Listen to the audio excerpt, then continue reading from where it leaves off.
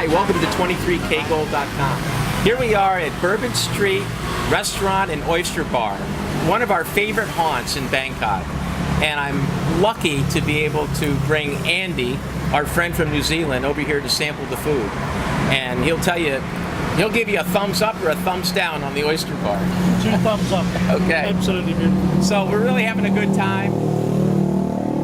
You know, the viewers that are watching this are probably thinking all I do is go to hotels and bars, because the last 3 videos I've shown them the Ramada Inn and all of these.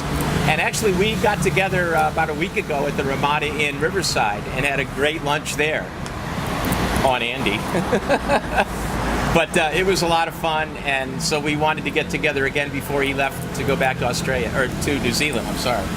No worries. But one of the interesting things about Andy's experience here in Bangkok was that he just went out by himself into Chinatown and bought a gold chain. And so I've been anxious to ask him about the experience and what he went through and everything, so we could pass that along to people that are interested in buying a chain while they're in Bangkok. Of course, if you're in the United States and you're not going to be coming to Bangkok, please, contact me and we can figure out what kind of chain you'd like to buy and give you a good price. But in the meantime, I want to know from Andy what it was like. So that's why we're here today. So I want to ask you, when you were in New Zealand, could you just buy the gold chain over there? No, not the quality and the styles that you have here in Bangkok or in Thailand. There is no Thai gold in my country. I've seen it here when I've holidayed in Thailand. I've loved the gold. I've loved what it means to the people. I've had it explained to me by friends who live here, the history of it, and it's something I really wanted to buy. So this trip, I made it my goal to go and buy a decent chain, find something beautiful, and go through the process. And so you decided that you would go out, and did you know what style you wanted in the beginning? Or? I had researched online, but there's not a great deal of information. Learned a little bit and went for that sort of basic knowledge. My last visit here, I went to some gold shops in Chinatown, had a look, but it was completely daunting. There's just so much in every shop, so much hustle and bustle, and communication issues. But the gear is beautiful, the product is beautiful. Yeah. So this holiday I've got more knowledge, I've learnt more, and I was lucky to get some good advice, and I was successful in getting a gold chain. It took a day or so of travelling, looking at a lot of beautiful gear, and I finally made my choice, and I'm very happy with it. Well, very good. Now, when you first went into the shop, first of all, I'm interested in knowing, how did you choose that particular shop? Because there's so many of them in Chinatown. I went from shop to shop over 2 days, probably 5 shops the first day. I found one just walking down the road, taking my life in my hands, crossing your road from one side to the other, and found one chain I liked the look of very much. Had some issues with an ATM machine, so I went back next day with the cash, which is another point. Always have the cash, find out how much you're going to need and have that available. And went to another 4 or 5 shops, knowing roughly from the day before what the prices could be. Found the product that I was most interested in, a little bit of negotiation, and I ended up with a chain I was happy with. But probably 10 shops altogether in 2 days. Very good, very good. Now, were the Thai people in the shop friendly toward you? Or? They were pleasant. I wouldn't say friendly. A couple of them were very nice. The rest of them were just quite blank-faced. I mean, you're doing business basically. That's how I felt as a customer.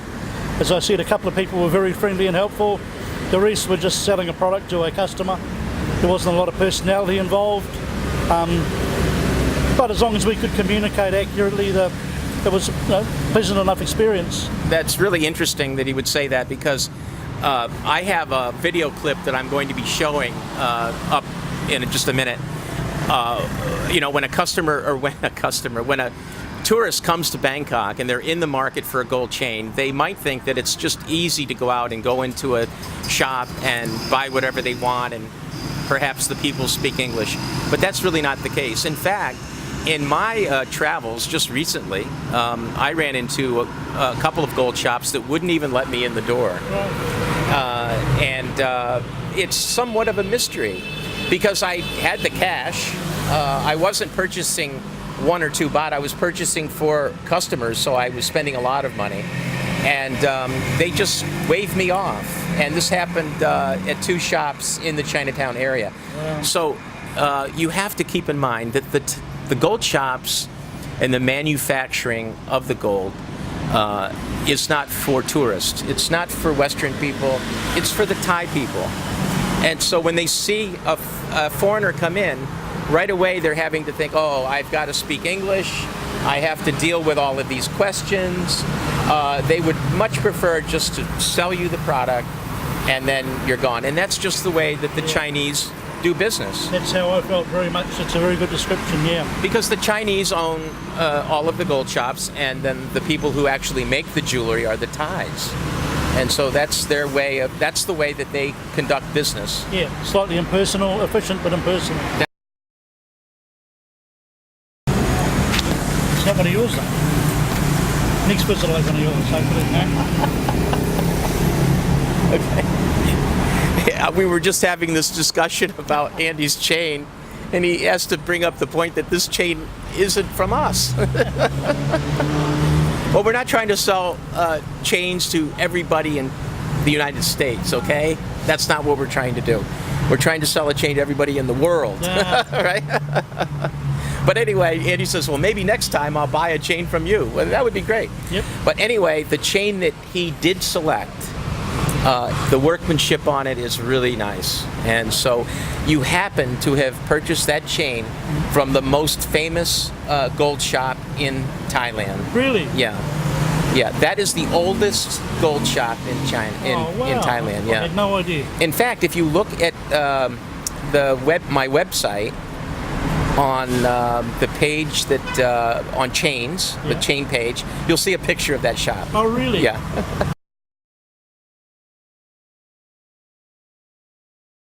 I had no idea. Yeah. And you happen to just go in there. Yeah. It was the last one I went to, and they had the right chain, which was this one here. Yeah. And I was more than happy with it. And is that right? Yeah. Oh, Yeah. even more special. It really is. That's the best one, or that's the most famous. So this chain that Andy purchased is a 2 baht barrel link chain. And as I said, the workmanship is really nice, and he was able to even negotiate a price, and I believe that would have been on the labor cost. Is that right? I'm led to believe it was on labour. Yeah, the gold prices are on the windows, as I've learned in my travels, and the negotiating part is on the labour. If you can get them to move, that's where they move. Right. So, and so you don't see many people in New Zealand wearing this kind of a chain, huh? No, not in this colour of gold, and certainly not this style. It's very unique. I've seen it up here. I've seen it in advertising for up here in Thailand. It's a beautiful thing. I've always liked it, and now I'm very happy I've got my own. Andy is a tugboat captain in New Zealand. He's probably going to be wearing this chain at work, right? Yep. And take it off. This chain will withstand salt water. It will withstand just anything that, comes his way. And that's what's so nice about purchasing solid gold jewelry. It will last a lifetime, and he can pass that on to his children if he wants. And that's the benefit of purchasing something of such high quality. And on top of the actual value of the piece, you have the beautiful workmanship that you can wear. It's a wearable investment, really. You can feel it. You feel the finish. You can feel the weight of it. It's just beautiful to touch. It's a lovely, lovely piece. Well, I just want to thank you for becoming our friend, and it's been a pleasure to meet you.